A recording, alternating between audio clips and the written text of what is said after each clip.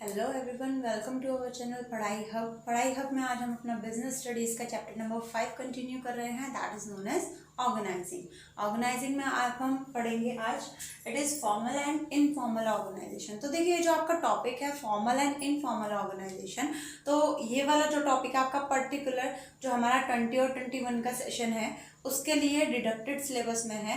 But क्योंकि जब आप आगे अपने चैप्टर कंटिन्यू करेंगे तो आप यहाँ पर उसके बारे में फॉर्मल और इनफॉर्मल दोनों के बारे में पढ़ेंगे। तो हम बेसिकली एक बार इसको देख लेते हैं, या फिर जो ये मेरी वीडियोस हैं जितनी भी, उसके नीचे मैंने आपको कह रखा है कि नॉर्मली यहाँ पर जब आप आगे जाएंगे GIC, JRF, नेट या आगे किसी भी चीज़ की अगर आप प्रिपरेशन करते हैं रिगार्डिंग द कॉमर्स की स्ट्रीम से आप अगर किसी भी चीज़ की प्रिपरेशन करते हैं तो आपको ये चीज़ें बेसिक है वहाँ पर पूछी जाएंगे। ठीक है, तो जो 20 और 21 के सेशन के स्टूडेंट है उनके लिए डिडक्टेड पॉइंट है, डिडक्टेड टॉपिक है।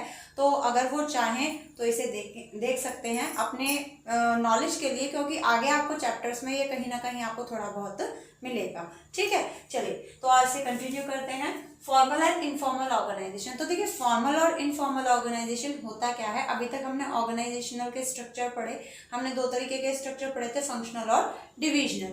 अब यहाँ पर ये कह रहा है कि भाई ये फॉर्मल और इनफॉर्मल ऑर्गेनाइजेशन अब ये कहाँ से आई। तो यहाँ पर हमारा आता है, देखिए फॉर्मल ऑर्गेनाइजेशन क्या है। फॉर्मल ऑर्गेनाइजेशन का मतलब होता है it is design and establish, इसे डिजाइन किया जाता है और स्थापित किया जाता है by the management to achieve certain goals. मतलब इसे मैनेजमेंट के द्वारा इंटेंशनली क्रिएट किया जाता है कुछ गोल्स को अचीव करने के लिए, इंटेंशनली। उसके बाद it is a system of clearly defined activities and relationship. ये एक ऐसा सिस्टम है जिसमें एक सुपीरियर और सबऑर्डिनेट के बीच का पूरा रिलेशन क्लियर होता है। मतलब सिंपल सी बात है, वो आपको पहले ही बता कर देगा that who reports to whom, कौन किससे काम लेगा और कौन किसको रिपोर्ट देगा, बिल्कुल क्लियर होता है। ठीक है, सारा काम सिस्टमैटिक तरीके से होता है, सब रिटर्न वर्क में आता है। तो यहाँ पर आप ऐसा नहीं कह सकते कि नहीं ये मेरी रिस्पॉन्सिबिलिटी नहीं है, तो ऐसा आप कुछ नहीं कह सकते। It is all the systematic work. इसके बाद आपका दे रखा है फीचर्स। अब इसमें फीचर्स क्या क्या होते हैं तो देखिए फटाफट इसको करते हैं। फीचर्स में आता है आपका क्रिएटेड इंटेंशनली। अभी मैंने आपको बताया ये जो हमारा फॉर्मल ऑर्गेनाइजेशन है, तो इससे हम इंटेंशनली, जो मैनेजर है फॉर्म का या ऑर्गेनाइजेशन का, वो इसे इंटेंशनली जानबूझकर इस तरीके के ऑर्गेनाइजेशन बनाता है ताकि हम अपने स्पेसिफिक गोल को अचीव कर सके। उसके बाद है फॉलो स्केलर चेन। यहाँ पर हम स्केलर चेन का यूज करते हैं, मतलब अकॉर्डिंग टू द अथॉरिटी जो भी हमारा कम्युनिकेशन है वो चलेगा।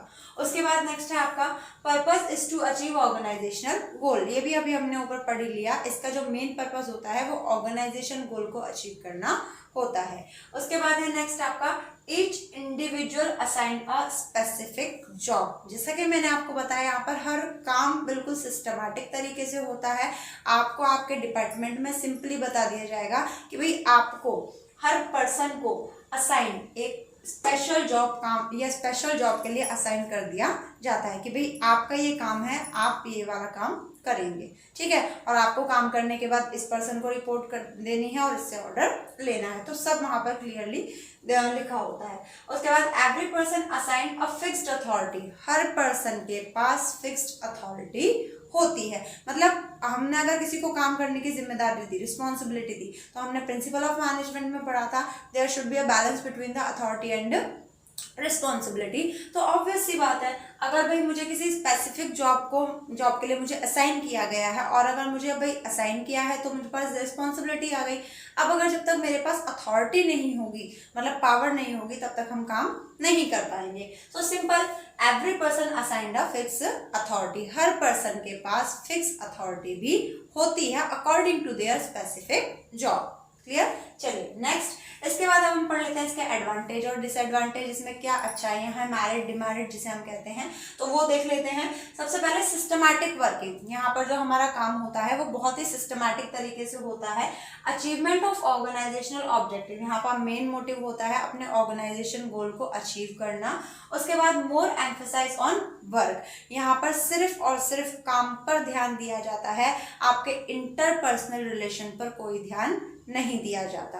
ठीक है, मतलब अगर आप एक ही फैमिली से भी 2 पर्सन वहाँ पर बिलोंग कर रहे हैं तो आप वहाँ पर अपने जो पर्सनल टॉक हैं वो नहीं कर सकते, वहाँ पर आप सिर्फ ऑफिस की बातें ही कर सकते हैं, उन्हीं का डिस्कशन कर सकते हैं। इसके बाद है नो ओवरलैपिंग ऑफ वर्क। यहाँ पर वर्क की ओवरलैपिंग नहीं होती। क्यों नहीं होती? क्योंकि हर पर्सन को उसका काम पता है। तो जब हर पर्सन को उसका काम पता है तो यहाँ पर ना ही ओवरलैपिंग होती है और ना ही डुप्लीकेशन ऑफ वर्क होता है। उसके बाद आपका दे रखा है कोऑर्डिनेशन। कोऑर्डिनेशन बहुत अच्छा रहता है यहाँ। क्यों अच्छा रहता है? क्योंकि यहाँ पर देखिए हर पर्सन को अपना काम पता है, वो अपना काम with a given period of time करके देगा, और जब वो अपना काम करके देगा तो उससे जो इंटर रिलेटेड आगे के डिपार्टमेंट है वो भी अपना काम टाइम पर करके देंगे। तो यहाँ पर क्या है, हर काम हमारा बहुत ही कोऑर्डिनेशन से चलता है एंड फॉलो स्केलर चेन। अभी हमने पढ़ा यहाँ पर क्या है, हमारा जितना भी कम्युनिकेशन है वो स्केलर चेन को फॉलो करते हुए चलता है। मतलब जिस अथॉरिटी पर जो पर्सन है उस अथॉरिटी के अकॉर्डिंग सारा जो कम्युनिकेशन है वो फ्लो करती है। उसके बाद है आपका डिसएडवांटेजेस। अब इसमें डिसएडवांटेजेस कौन कौन से होते हैं? सबसे पहले डिले इन एक्शन। यहाँ पर क्या होता है, जो हमारा एक्शन जो भी काम करने का तरीका है उसमें बहुत ही डिले होता है, बहुत ही देरी से काम होता है। क्यों? क्योंकि यहाँ पर हम किसके थ्रू काम कर रहे हैं, स्केलर चेन के, और भाई स्केलर चेन में अपनी अथॉरिटी को फॉलो करना पड़ेगा, तो क्या होगा, हमारे काम में देरी होगी। Next, ignore social need of the employees. इसमें हम अपने एम्प्लॉयज की सोशल नीड को इग्नोर कर देते हैं। अब यहाँ पर अगर हम उन्हें इग्नोर करेंगे तो ऑब्वियस सी बात है वो काम करने में डिमोटिवेटेड होना स्टार्ट हो जाएंगे। Next, emphasise on work only. सिर्फ और सिर्फ काम पर ध्यान दिया जाता है। अगर आपके एम्प्लॉयज में कोई और क्रिएटिविटी है, उसमें कुछ और मतलब अच्छाई है, तो उसे यहाँ पर इग्नोर कर दिया जाता है। आपको ये काम दिया है और आपको ये काम इसी तरीके से करना है, इसमें अपना दिमाग लगाने की कोई ज़रूरत नहीं है। सीधा क्लियरली यहाँ पर आपका जो एम्प्लॉयज है वो इसी बेस पर काम करते हैं, तो ऑब्वियस सी बात है सिर्फ और सिर्फ वर्क पर ध्यान दिया जाता है, जिससे जो हमारे एम्प्लॉयज की क्रिएटिविटी है वो क्या हो जाती है, खत्म हो जाती है। उसके बाद आपका दे रखा है इनफॉर्मल ऑर्गेनाइजेशन। तो देखिए इनफॉर्मल ऑर्गेनाइजेशन, अभी ऑब्वियस सी बात है हमने फॉर्मल पढ़ा, तो फॉर्मल के अपोजिट क्या होगी, इनफॉर्मल। तो इनफॉर्मल में क्या आता है, it exist within formal organisation. अब ये क्या है भाई, जब फॉर्मल ऑर्गेनाइजेशन है उसमें हम काम कर रहे हैं तो उसके अंदर इनफॉर्मल कहाँ से आ गई, है ना।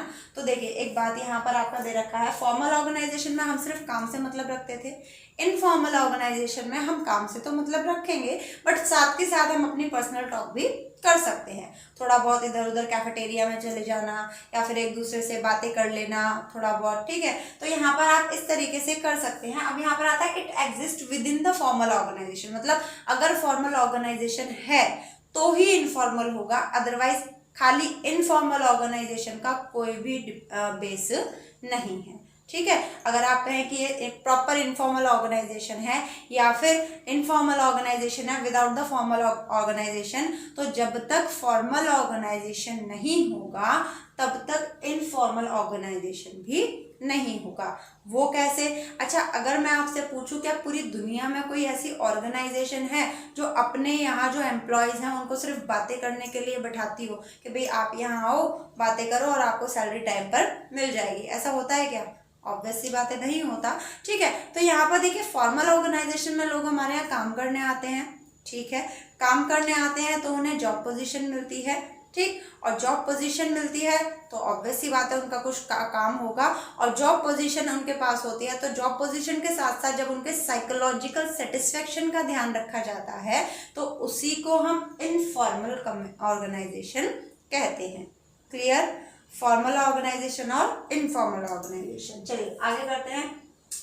ना एम्प्लॉयज डेवलप फ्रेंडली रिलेशनशिप। यहाँ पर क्या होता है, एम्प्लॉयज के बीच में बहुत फ्रेंडली रिलेशनशिप होता है and form small scale groups, और वो छोटे छोटे स्मॉल स्केल ग्रुप्स बना लेते हैं। आपने नॉर्मली देखा होगा जैसे कि ऑफिस है तो उसमें 4-5 लोगों का एक अलग ग्रुप है, वो कलीग्स वो अपने साथ में बैठ रहे हैं, लंच साथ में कर रहे हैं, कॉफ़ी साथ में पी रहे हैं, तो ऐसे छोटे छोटे ग्रुप्स बना लेते हैं जिसमें अपनी वो पर्सनल बातों को शेयर कर सकते हैं, ठीक है। गॉसिप्स वगैरह ये सब कर सकते हैं। Groups which based on the friendship is called informal organisation. ऐसे छोटे छोटे ग्रुप्स बनाते हैं जो कि आपके फ्रेंडशिप पर बेस होते हैं, उसी को हम इनफॉर्मल ऑर्गेनाइजेशन कहते हैं। यहाँ पर हम काम तो कर ही रहे हैं, बट काम के साथ साथ हमारे एम्प्लॉयज के साइकोलॉजिकल सेटिस्फेक्शन पर भी ध्यान दिया जाता है। So that is known as informal organisation. Clear? चलिए नेक्स्ट, अब यहाँ पर आपको दे रखा है फीचर्स। इसमें फीचर्स क्या होते हैं? It created automatically.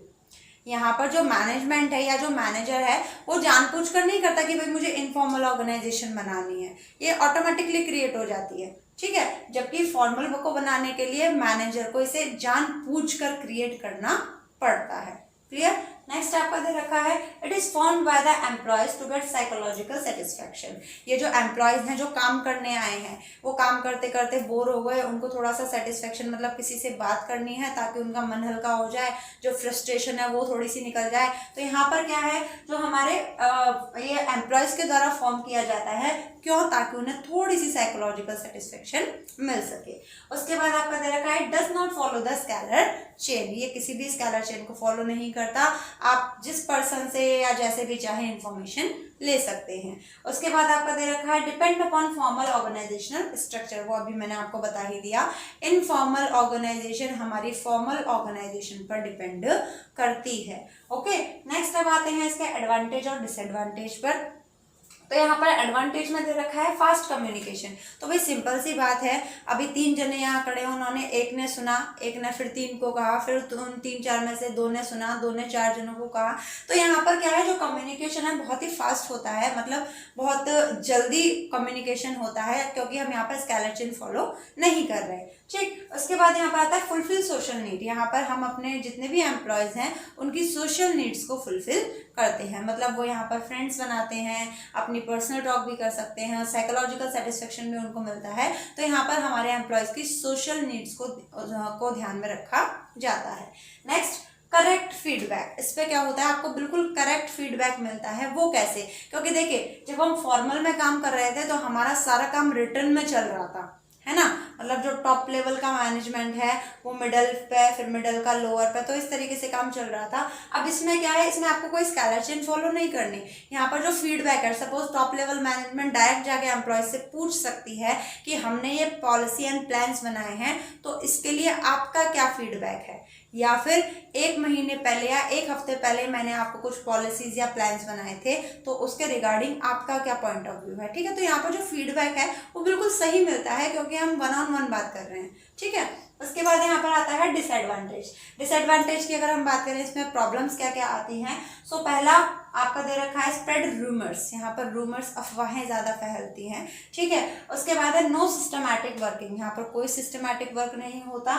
उसके बाद मे ब्रिंग नेगेटिव रिजल्ट। इससे कभी नेगेटिव रिजल्ट भी मिल सकता है, जैसे कि हमारे फर्म की कोई ऐसी बात जो कि लीक नहीं होनी चाहिए, सीक्रेट कॉन्फिडेंशियल इन्फॉर्मेशन, अगर बाई चांस वो लीक हो जाए या मार्केट में गलत रूमर स्प्रेड हो जाए, गलत अफवाहें फैल जाएं, तो हो सकता है ऑर्गेनाइजेशन को उसका नेगेटिव रिजल्ट फेस करना पड़े।